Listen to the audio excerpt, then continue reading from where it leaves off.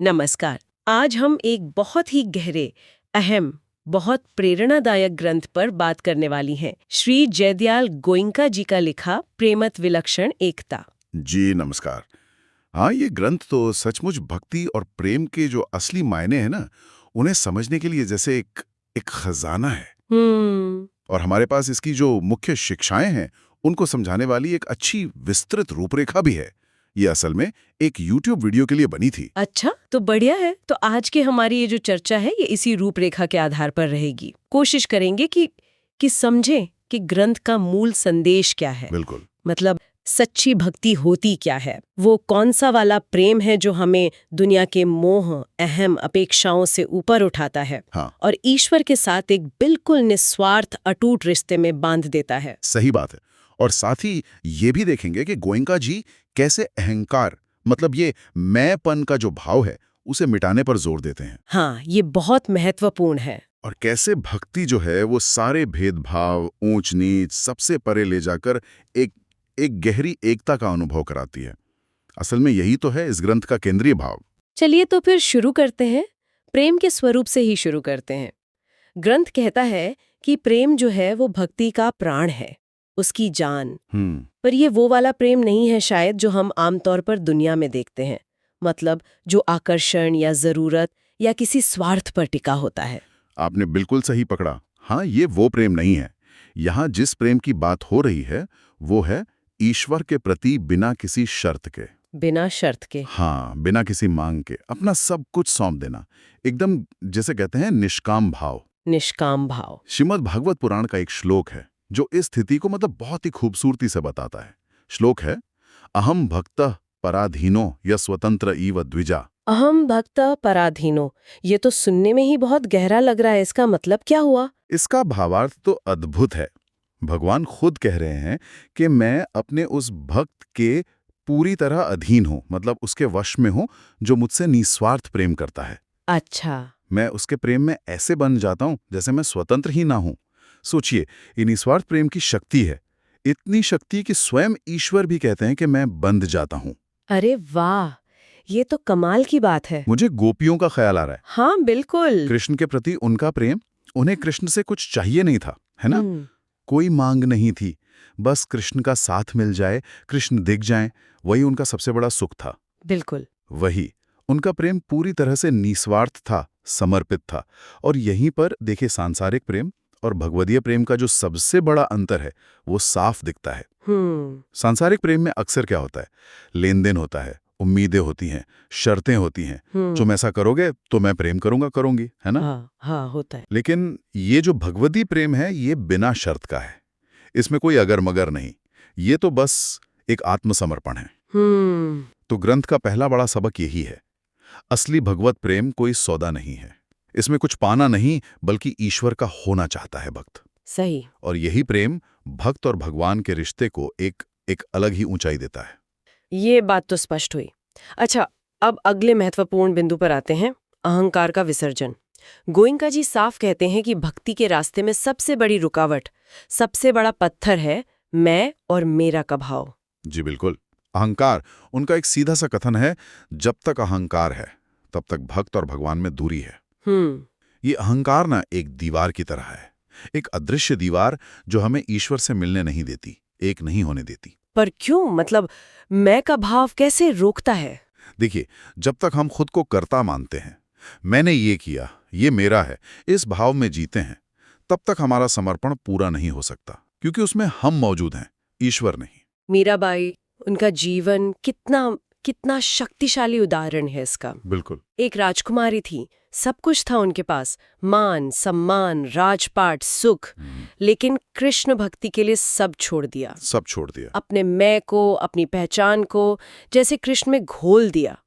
सोचना भी अजीब लगता है कि भक्ति में ऐसी क्या कशिश है कि वो राजपाट तक छुड़वा दे। और सिर्फ मीरा ही क्यों, गीता में देखिए, हाँ, भगवान कृष्ण अर्जुन को बार बार ही तो समझा रहे हैं, अहंकार छोड़ो। हाँ।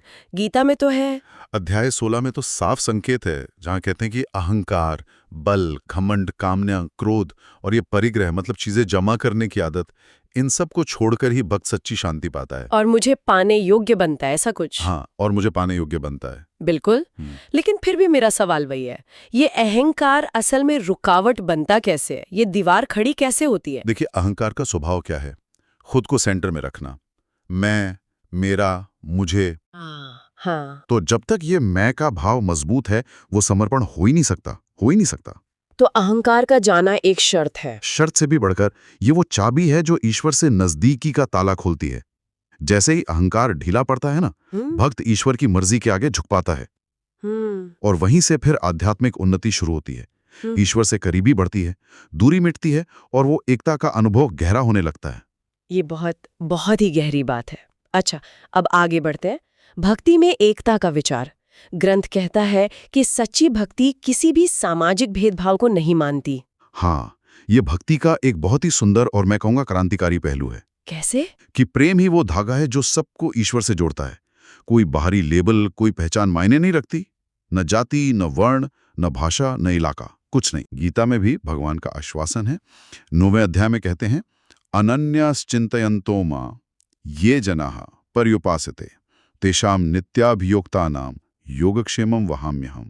ये श्लोक तो बहुत प्रसिद्ध है, इसका क्या मतलब है यहाँ? भगवान कह रहे हैं कि जो भक्त अनन्य भाव से, मतलब बिना किसी और सहारे या सोच के, सिर्फ मेरा ही चिंतन करते हुए मेरी उपासना करते हैं, जो हमेशा मुझसे जुड़े रहते हैं, उनके योगक्षेम का, यानी उनकी जरूरतों का और उनकी रक्षा का भार मैं खुद उठाता हूँ। वाह! यहाँ ध्यान देने वाली बात है, अनन्य भाव। ये किसी की जाति, धन या पद पर निर्भर नहीं करता।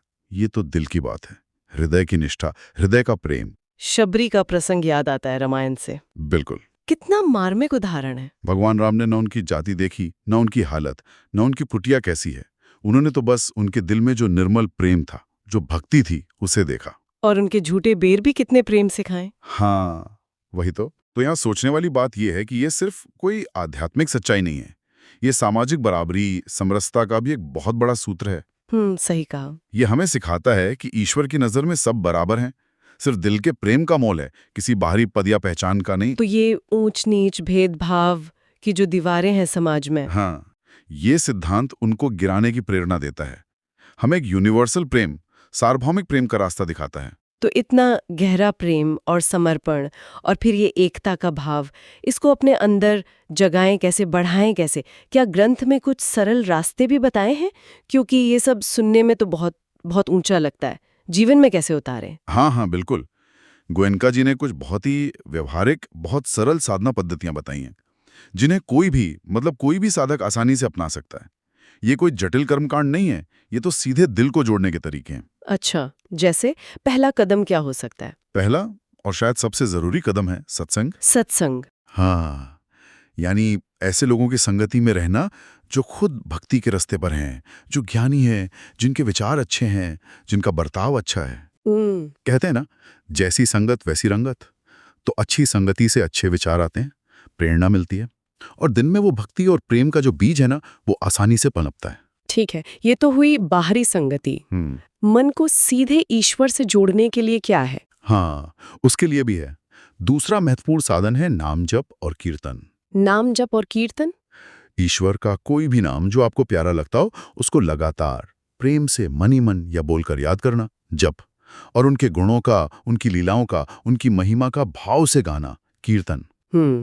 इससे क्या होता है, मन धीरे धीरे दुनिया की बातों से हटकर ईश्वर में लगने लगता है और वो प्रेम का अनुभव गहरा होता जाता है। और ज्ञान का क्या रोल है, मतलब ग्रंथों का? बिल्कुल, वो तीसरा स्तंभ है अध्ययन और स्वाध्याय। पवित्र ग्रंथ जैसे गीता, भागवत, रामायण, इनका श्रद्धा से, नियम से पाठ करना, उनके अर्थ पर सोचना और उन्हें जीवन में उतारने की कोशिश करना। इससे क्या होता है? इससे भक्ति को एक समझ का, एक ज्ञान का आधार मिलता है, श्रद्धा और मजबूत होती है। नारद मुनि के बारे में हमने सुना है, वो तो बस नारायण नारायण जपते रहते थे और भगवान प्रकट हो जाते थे। हाँ, तो ये नाम जप की शक्ति हुई ना? बिल्कुल, नारद मुनि तो भक्ति के आचार्य माने जाते हैं और नाम जप उनका मुख्य साधन था। तो ये तीनों साधन, सत्संग, नाम जप, कीर्तन और स्वाध्याय, हैं तो सरल पर बहुत असरदार हैं। और आसान भी लगते हैं अपनाने में। हाँ, सबसे अच्छी बात यही है कि ये सुलभ है। कोई भी व्यक्ति अपनी रोज की जिंदगी में से थोड़ा सा समय निकालकर भी इन्हें कर सकता है। ये कोई मुश्किल रस्में नहीं, बल्कि दिल को ईश्वर से जोड़ने के सीधे सहज तरीके हैं। और अब आते हैं ग्रंथ के नाम पर ही, प्रेम तो विलक्षण एकता। ये प्रेम की वो सबसे ऊंची अवस्था है जिसके बारे में ग्रंथ बता रहा है। ये विलक्षण एकता आखिर है क्या? हाँ, ये भक्ति की यात्रा का शिखर है, मंजिल कह लीजिए। जब भक्त का प्रेम इतना गहरा, इतना निस्वार्थ, इतना अटूट हो जाता है कि भक्त और भगवान के बीच का जो द्वैत भाव है ना, द्वैत भाव मतलब दो होने का भाव? हाँ, दो होने का एहसास, वो मिट जाता है। भक्त को अपने और ईश्वर के बीच कोई दूरी, कोई पर्दा महसूस नहीं होता। तो क्या इसका मतलब है कि भक्त का अपना अलग वजूद ही नहीं रहता, वो ईश्वर में मिल जाता है पूरी तरह? इसे ऐसे समझ सकते हैं कि भक्त ईश्वर के प्रेम में इतना डूब जाता है, इतना खो जाता है कि उसे हर जगह, हर कण में, यहाँ तक कि अपने अंदर भी ईश्वर ही नजर आने लगता है। अच्छा। उसे ईश्वर से अलग अपना कोई वजूद महसूस ही नहीं होता। भगवान का एक कथन भी है जिसका जिक्र सूत्र में है, भक्तो भक्त जन प्रिय। भक्तो भक्त जन प्रिय। इसका गहरा भाव यही है कि भगवान भक्तों के दिल में बसते हैं और भक्त उन्हें इतने प्यारे हैं कि वो उनसे अलग नहीं, एक ही हो जाते हैं, अभिन्न हो जाते हैं। चैतन्य महाप्रभु, उनका जीवन याद आता है? बिल्कुल सही उदाहरण है। सुना है कि वो कृष्ण प्रेम में, खासकर जब कीर्तन करते थे, तो इतने भाव में डूब जाते थे कि उन्हें अपने शरीर की, दुनिया की सुध ही नहीं रहती थी। बिल्कुल, पूरी तरह से कृष्ण में विलीन, एकाकार। उनकी चेतना ही कृष्णमय हो जाती थी। यही है विलक्षण एकता। हाँ, यही है विलक्षण एकता। और अगर इसे थोड़ा और बड़े नजरिए से देखें तो ये अद्वैत की अनुभूति है, एक होने की। अद्वैत? हाँ, अद्वैत। लेकिन ये ज्ञान के सूखे तर्क से नहीं आती, ये प्रेम और भक्ति की मीठी धारा से आती है। यहाँ एकता का अनुभव बुद्धि से नहीं, दिल की गहराई से होता है। ये भक्ति योग का शिखर है, जहाँ प्रेमी यानी भक्त, प्रेम यानी भक्ति और प्रियतम यानी ईश्वर, तीनों मिलकर एक हो जाते हैं। प्रेम के जरिए भक्त, कह सकते हैं, ईश्वर का ही रूप बन जाता है। तो अगर हमें इस पूरी चर्चा का सार निकालना हो, एक निचोड़, प्रेम विलक्षण एकता ग्रंथ का, तो वो क्या है? ये हमें क्या सिखाता है मुख्य रूप से? देखिए, संक्षेप में कहें तो ये ग्रंथ हमें सिखाता है कि ईश्वर तक पहुंचने का सच्चा, सीधा और सबसे ऊंचा रास्ता है निस्वार्थ प्रेम। निस्वार्थ प्रेम? हाँ, ऐसा प्रेम जिसमें कोई मांग ना हो, सिर्फ समर्पण हो। और इस रास्ते पर चलने के लिए सबसे जरूरी क्या है? अहंकार का, मैंपन का पूरी तरह से त्याग। और जब ये निस्वार्थ प्रेम और अहंकार का ना होना, ये दोनों मिलते हैं, तब भक्त सारे सांसारिक भेदभावों से, जाति, वर्ण, अमीर, गरीब, सबसे ऊपर उठ जाता है। और आखिर में ईश्वर के साथ उस विलक्षण एकता का अनुभव करता है, जहां कोई दूरी नहीं, कोई परायापन नहीं। मतलब भक्ति सिर्फ पूजा पाठ या रस्में नहीं है? जी नहीं, ये ग्रंथ हमें यही याद दिलाता है। भक्ति केवल बाहरी कर्मकांड नहीं, बल्कि ये दिल की एक अवस्था है, एक लगातार बहने वाली प्रेम की धारा है, जो अंत में हमें उस परम सत्ता से अभिन्न रूप से जोड़ देती है। बहुत खूब। अच्छा, जाते जाते हमारे श्रोताओं के लिए एक विचार छोड़ जाते हैं, कुछ सोचने के लिए। हाँ, जरूर। सोचने वाली बात यह है कि ईश्वर के प्रति ये जो निस्वार्थ प्रेम है और ये जो एकता का सिद्धांत है, जैसा इस ग्रंथ में समझाया गया है, क्या ये सिर्फ हमारी अपनी आध्यात्मिक साधना तक ही सीमित है, या इसका असर हमारी रोज की जिंदगी पर भी पड़ सकता है? हाँ, बिल्कुल। क्या इसका असर हमारे दूसरे मनुष्यों के प्रति, इस पूरी सृष्टि के प्रति, हमारे व्यवहार, हमारे नजरिए पर भी पड़ सकता है? अच्छा सवाल है। मतलब क्या ईश्वर से एक होने की ये खोज हमें बाकी सब जीवों से, पूरी प्रकृति से भी एक गहरे जुड़ाव का एहसास करा सकती है? बिल्कुल, यही सवाल है। ये जो विलक्षण एकता की अंदरूनी खोज है, ये हमारी बाहरी दुनिया को, हमारे सामाजिक रिश्तों को कैसे बदल सकती है? क्या ये हमें दूसरों के लिए ज्यादा दयालु, ज्यादा सहनशील, ज्यादा प्रेमपूर्ण बना सकती है? क्या भक्ति की ये एकता हमें सामाजिक एकता की ओर भी ले जा सकती है? सोचने वाली बात है। इस पर सोचना और इसे अपने जीवन में अनुभव करने की कोशिश करना शायद इस ग्रंथ को पढ़ने या सुनने का असली मकसद हो सकता है।